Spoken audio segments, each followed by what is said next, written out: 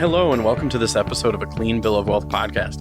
I'm your host, Gallie Nuttall, and this podcast is all about supporting physicians, especially Canadian ones, in all areas of life, including finance, well-being, family, and practice. Now, a quick question before we hop on over to the episode. Are you working with an advisor and you're confused as to how they get paid and are left wondering if you're getting value for the fee that you are paying? If so, you are not alone, and I've got good news for you because I've got something for you. If you hop on over to GalenHelpsDocs.com, that's Galen helpsdocs.com, because that's how my name is spelled, you can download a free service guide that spells out exactly what it's like to work with me, either on a fee-based basis or other ways. And I've got direct links to 2 videos that explain how fees work in general and my top tips on how to pick an advisor that's going to be a good fit for you. And you'll also be on my list to be the first to find out when I release a new podcast episode, YouTube video, or when I've scheduled a webinar for physicians and their partners. And while you're on the site, you can read up on how I support physicians with big decisions, like how can I make the most of my corporation, or am I on track for retirement? So thanks for checking that out. And be sure to go to GalenHelpsDocs.com to check out that guide and the links to those videos. And now on with the show.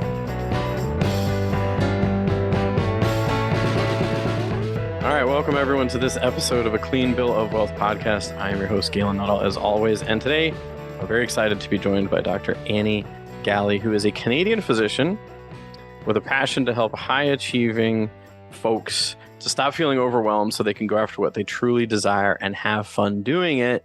And what Dr. Gallie has experienced is that what keeps people from doing that is a lack of time, or a perceived lack of time. So that's what we're going to talk about today, is how to create time, how to manage expectations with time.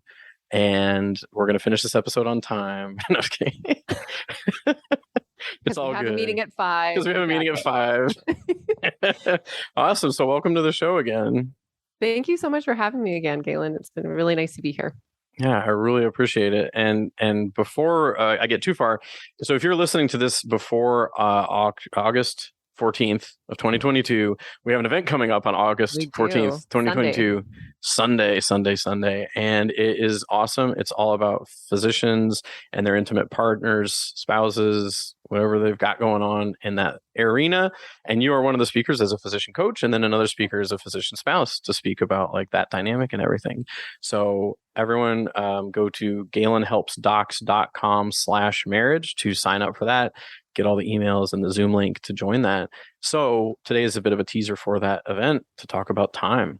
So will it be recorded for everybody, that if they sign up, they can go back to the recordings? Yeah, I'll be.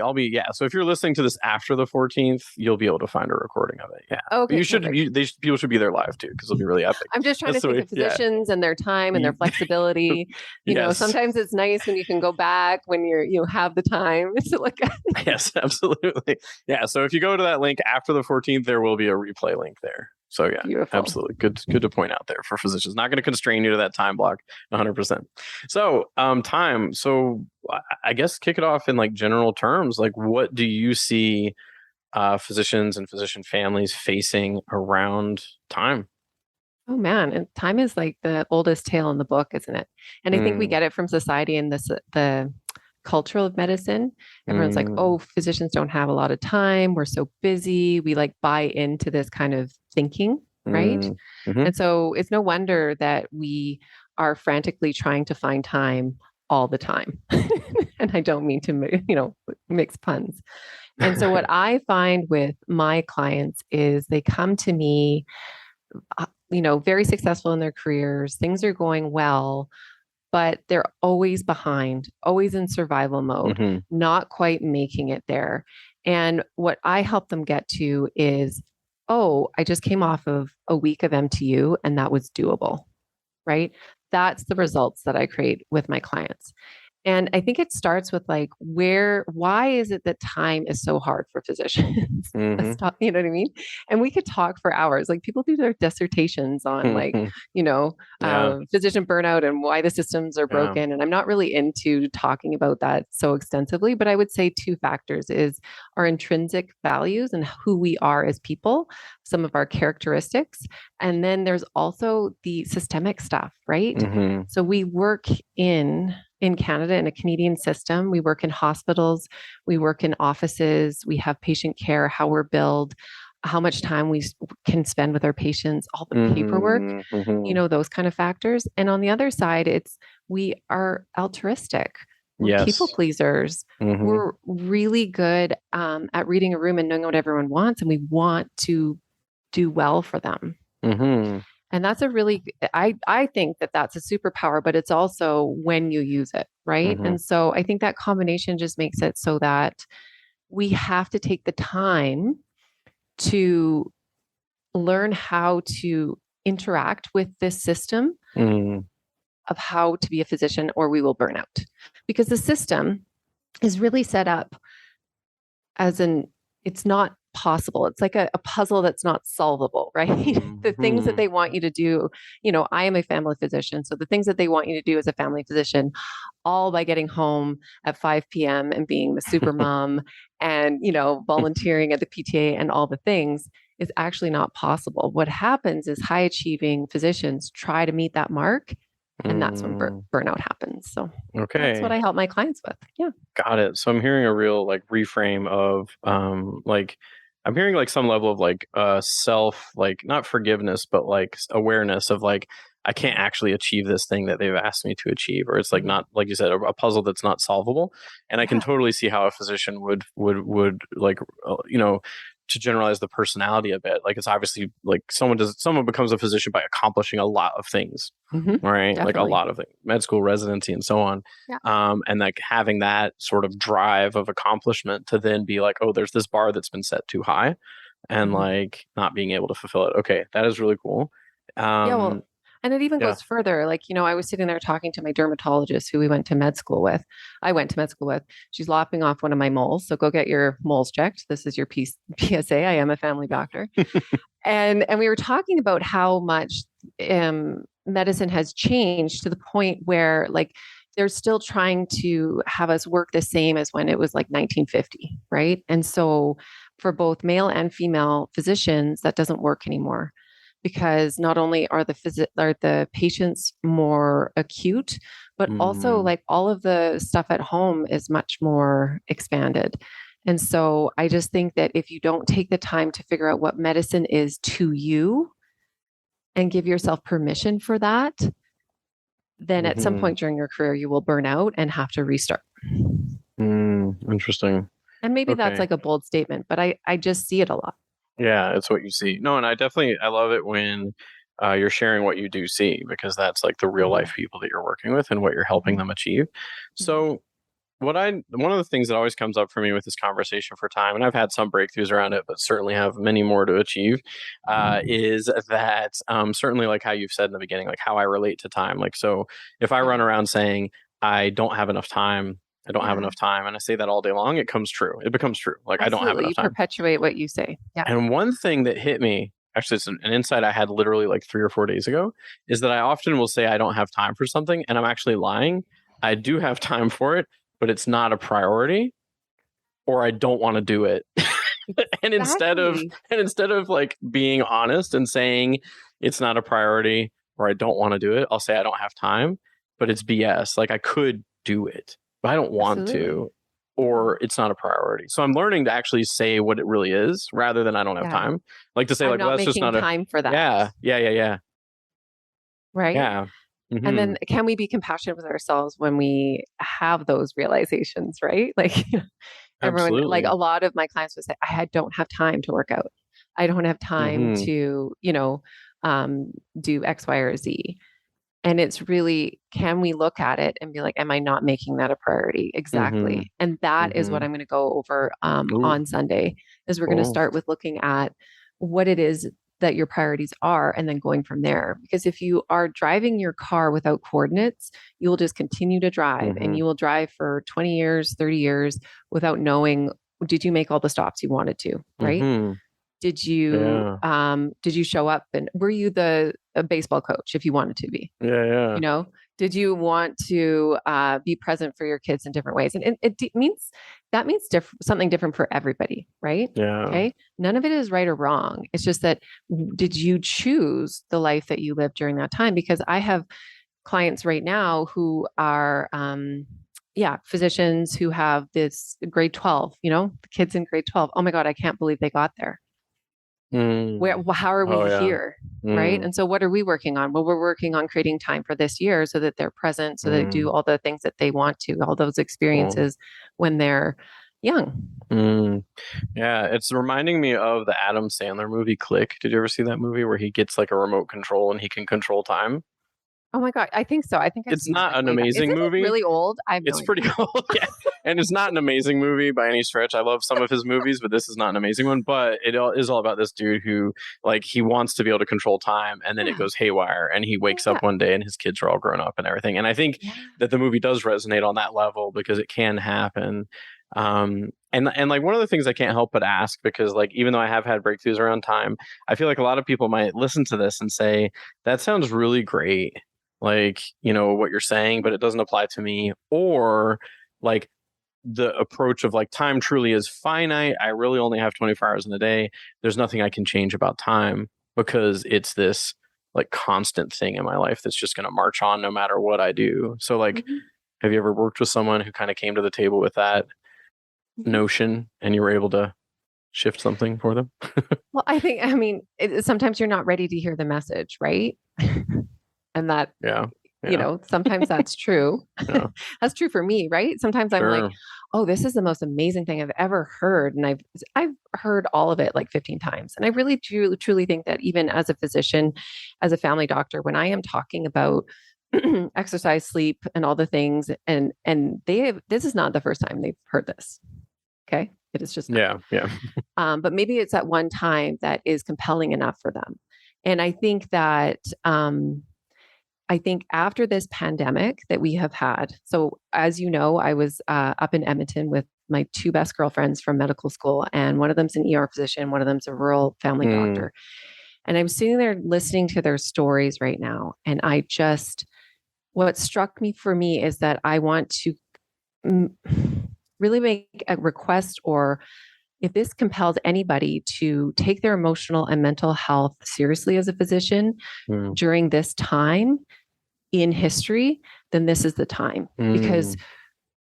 what we went through in the pandemic and are still going through, like we're having the aftermath. Like I work inpatient, I work subacute care.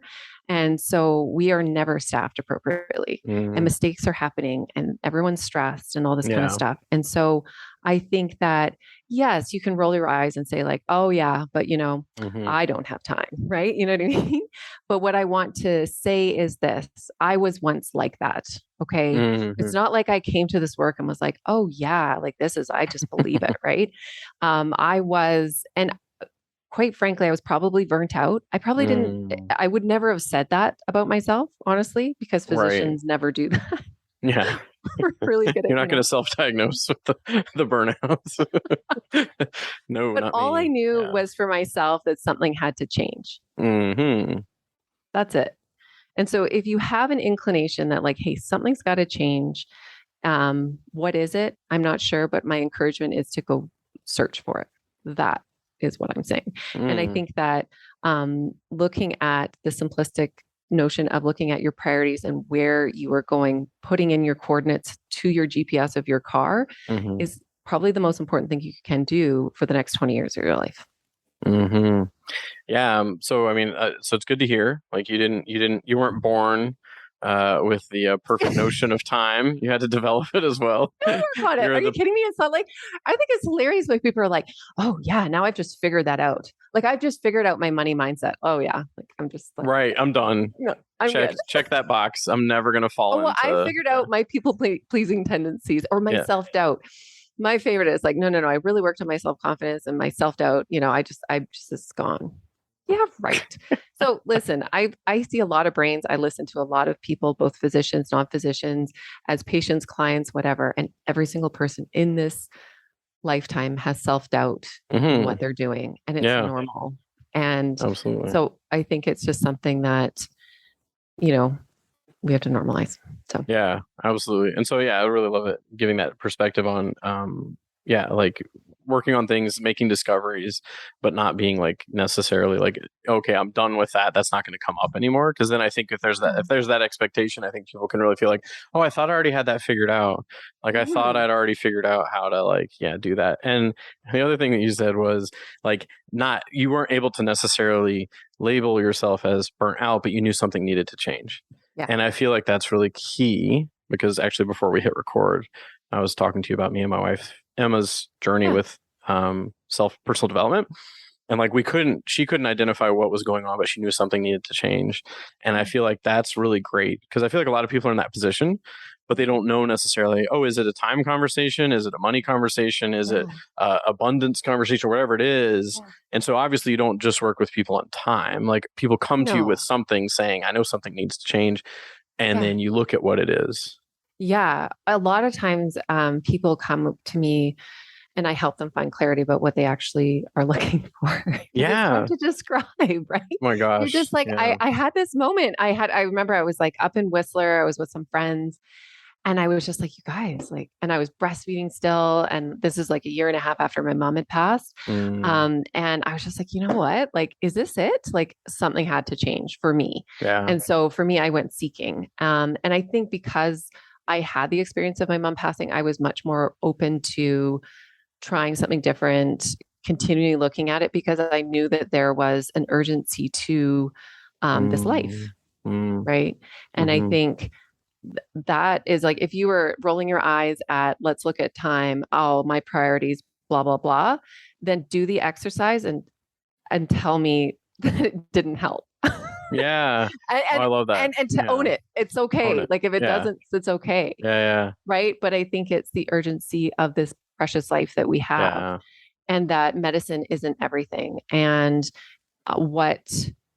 who we are as human beings really matters. And I think what happens when we're in medical school and residency, that kind of gets put second or something or like whatever. And the culture is like that. And I think in order to have a fulfilling career as a physician, I think you need to take that back or like that ownership back of like, I'm a human and I need help to figure some stuff out. And so I'm a big proponent of your family doctor. I love counselors. I love life coaches, anybody. Right. And so I'm also a really good resource. You can just get on a call with me and I can tell you if you need, you know what I mean? And that's just because, you know, I just had a call this morning where I was like, I think you need counseling, which is fine. It's wonderful. Yeah. I just think that our emotional health is such a spectrum. And I think us as family physicians and physicians in general, I work with them all, is that taking our health seriously is important. Yeah. No, definitely. And I love what you're saying about how like, you know, if you're rolling your eyes at the time conversation and you do the exercise and it doesn't give you results, then okay, what else is there or what else could you be looking at? And the thing that you said super refreshing is like how often what you do is helping people discover what it is that they truly want or what they're truly looking for. Because pulling back the curtain for me, that happens to me a lot. Like when I became an advisor, they're like, oh, you pull out this thing, like this pre-filled thing that I don't even use anymore. But it was like, you sit down with every client and you say, you know, where do you want to be in 5 years? And what do you want retirement to look like? And what do you want to provide for your children? And like, you ask people all these questions, they tell you what it looks like. And then you work your way backwards and tell them how much money they have to save to get it. Like how that is so rare, like that someone comes to me and is like, well, I've really thought about this. So in 3 years, I want this. And in 5 years, I want this. And I'm going to retire at 60. And I know that I'm going to need, you know, $120,000 a year. And like, like it's so rare. So the first times I did it, it fell so flat. And I'm like, is it me? Like, what's happening here? But I mean, I have learned how to work with it, right? Like that's what I started with. And it was a template they gave me and all that jazz. So like, I know how to do it now. But it is true though, like how often I will ask someone a question and a big part of it is discovering like what it is they want. And I think this ties a lot into what you do with high achieving women is a lot of people don't want to say what they do want because they don't think they're going to be able to get it. Yeah. And I have seen that quite a bit. Like I've seen physicians, like I've met some physicians who like save so much money and then they're like, well, Galen, you know, like I know, so we talk about how, like, oh, what do you picture yourself doing in your 50s, 60s, and 70s? That's a question I ask. Yeah. And I had this one person say, well, I don't know, but I think maybe I'd be able to retire at 65 or something like that. And we're like, well, is that when you want to make sure you could, or is it not? And they're like, well, 55, I'd like to know if I could or not, and all this stuff. So anyways, we finally got to the point where they gave me a number, and I'm like, we can tell you whether you can get that number or not. Like, and we can talk about how to shift it or whatever. But they were really concerned about giving the number they really wanted, because they're like, I think it's because they were afraid they weren't going to get it. And at the end of the day, they were totally on track to get that. Like, because they were just saving such a tremendous amount of money. Yeah. But yeah, there was this hesitancy, like, oh, I don't really want to like cough up what I really want because I'm afraid I'm not going to get it. But I think it's like a lot of us are like afraid of our true desires, right? And like speaking them into existence means that they may or may not happen. And there's this fear of that. And I get a lot of women, especially, say, well, I should be happy with what I have, right? Like they'll say something like that, like, well, I'll just stay here. And it's really about them staying small, right? Because it's safer, isn't it? Yeah. Right. Right. And I say staying small, and I work with like phenomenally like accomplished women, you know what I mean? Like whatever, like they're like, it's like, top pediatrician. Anyway, and they're just sitting there, but I say they're playing small because they're not really going after what they really want, what they deep down. And maybe, and sometimes when I say playing small, sometimes people take that as like, oh, you just want everyone to have goals and it's all about goals. I mean, like, I personally like have like an aversion to goals. It's fine. Self-doubt and aversion to goals. You can, it's all good. But it's like more about, do you want to just work through overwhelm and not always feel like in survival mode and enjoy this life you have? Great. That's what you should do. That's you playing big, because you're asking for what you really want, right? It doesn't have to be this like extravagant thing. But I do have clients who want to go after that research proposal, or who want to start an online business or whatever. And that's because they feel safe enough to do that. And I think that what happens is sometimes like the perfectionism comes in for physicians of like, what if it doesn't work? What would happen? And all of those things are things to work through. And what I found in entrepreneurship, and I don't know if you have, is that those things come up and you have to kind of face them. Yeah, absolutely. Yeah. And I love what you're saying. Like, what I'm hearing is like playing big is different for everyone. And playing big and small and big, like, I mean, maybe there's too much meaning to those words, but what I'm really getting is like playing for what you want. Like, even if it's like, I want to exercise 3 days a week. Yeah. But like, I can't do that, or I can't have that. Yeah. Like, I don't have enough time to do this. It's just like expanding into like who you are even more. Right. And so like, I mean, I guess in the coaching world, you would call me like a generalized life coach because I work with everything. Right. But it's like expanding, like one of the greatest curriculum that we have in this life is to get to know who we are. Right. Oh yeah. And figure out what it is that we want. And I think we don't do that enough. And especially as physicians, because we made all our goals when we were like 18 or 20. We're like, I want to go to med school. And then you like tortured yourself through the MCAT, and you like, got in the first time, didn't get in the first time, whatever it is. Right. And then, you're going and you have the kids because you're 35 and the curve goes down and you better start, anyway, physicians will know what that means. Yes. But and so you get to this point where you're kind of like, oh, okay. Is this it? Is there, okay. Is this what I want? I don't know. I don't even know anymore. I made my goal like 15 years ago. Right. Yeah. It's like the train tracks are so long. Yeah. And you get on them so young. Yeah, exactly. And I have a lot of physicians that come and see me for like 3 months. We work together. And then it's kind of like they figure out what they want for that year, or they figure out what they want for the next couple of years, whatever it is. And then they come back again. And it's like, it's just, I think that just seeking your truth and taking time, being still to do that. And I found coaching to be helpful for me, but maybe it's a different thing for you. But I'd encourage you to, do yourself a favor. Yeah, absolutely.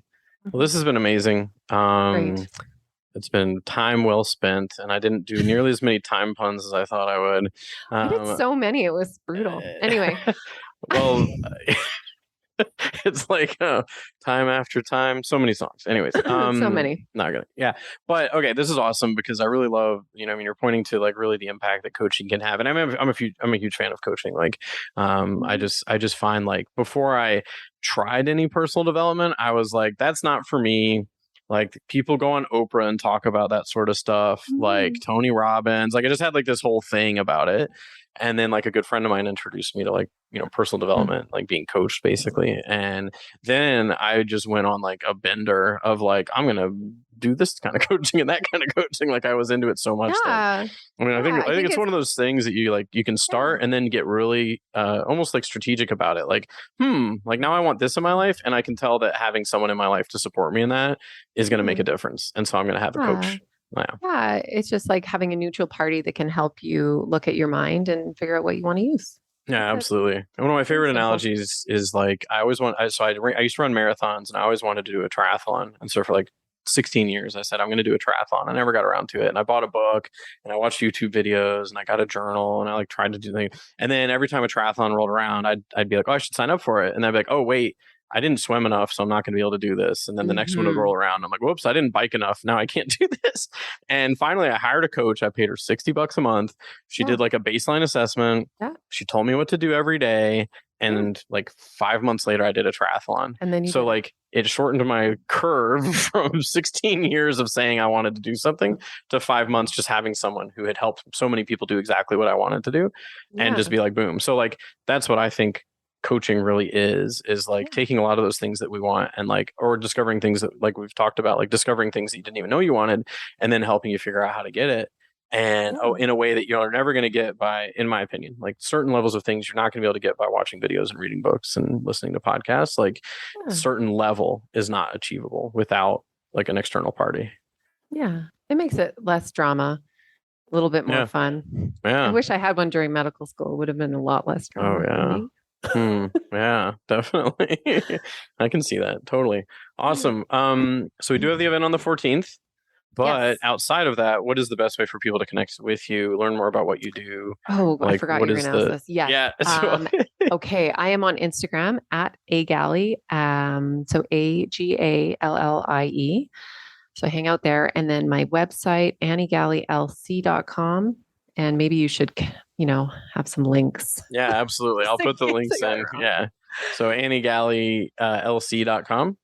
Yes. Okay, perfect. And that's great. Annie, GALLIE, LC.com. And I see that you've got links there. Get started with Annie. There you can follow you on Instagram. And I follow you and I love the stuff that you put out, like about I feel like you put out these like tidbits of things, like things you've discovered, things you've just like, I love it. I definitely, I don't get on Instagram very often, but I guess Instagram knows I like your stuff because it's always like front and center when I open it. So well, that's good to hear. I'm glad. It's good. I love it. It's like these quick insights into life that I love. So perfect. So everyone, if you want to reach out directly to Annie, go to AnnieGallieLC.com or go to Instagram, the handle of A Gallie. So AGALLIE. And if you're going to sign up for the event, Dr. Gallie is speaking at this upcoming August the 14th, or if you're listening after to the replay, it's Galen Helps Docs, which is GALEN helpsdocs.com/marriage. So you'll be there. And we also have another coach who specializes in physician spouses. Yeah, I'm so interested to hear her perspective. Yeah. I love, what she's coming to the table with. Yeah. It'll be interesting it's for such sure. Important work. Yeah, for sure. Yeah. She's a physician spouse herself, became a master life coach, decided to coach other physician spouses as partners. So definitely going to be good. Awesome. Well, thank you so much. Plenty of time before your next call. Yeah, I've got 11 minutes. Wow, I can. You can go stretch. You can do some yoga. I can feed the dog. You can feed the dog. Oh yeah, feed the dog. Got to feed the dog. Awesome. Well, thank you so much. All right. Bye. Bye. Thanks so much for having joined me on this episode of A Clean Bill of Wealth podcast. I truly appreciate you taking the time to listen in. It really warms my heart when I see the number of listens go up. And feel free to scroll through all the other episodes where I've interviewed different amazing people and getting their insight into the lives of physicians and how they support them. And if you're left wondering anything around your financial plan, whether you're making the most of your corporation, if you're getting value for the fees that you're paying for your existing advisors, head on over to galenhelpsdocs.com. That's GALEN helpsdocs.com to download my free service guide and get links to the videos where I explain exactly how fees work in Canada and tips for picking an advisor that's going to work for you. Thanks again for joining me, and I'll see you on the next episode.